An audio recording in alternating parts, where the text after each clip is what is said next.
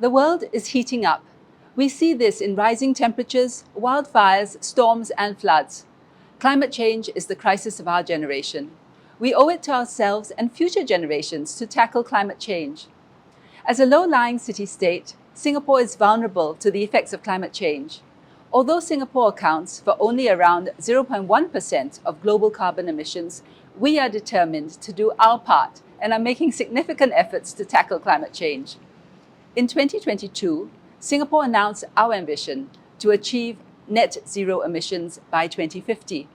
We are the first Southeast Asian country to introduce the carbon tax and will progressively raise the tax rate over the next few years.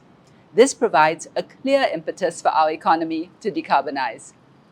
The carbon tax revenues will, in turn, be used to support decarbonization efforts by our industries. We're also looking to green and renewable energy sources. This is a challenge as Singapore does not have natural energy sources. We are therefore pursuing a multi-pronged approach, importing renewable energy from the region, pursuing low-carbon hydrogen, and keeping an eye on global developments of alternative energy sources. Singapore is also committed to facilitating the flow of capital towards green investments. The Singapore public sector has taken a catalytic role by issuing more than 10 billion Singapore dollars of green bonds to finance green public infrastructure.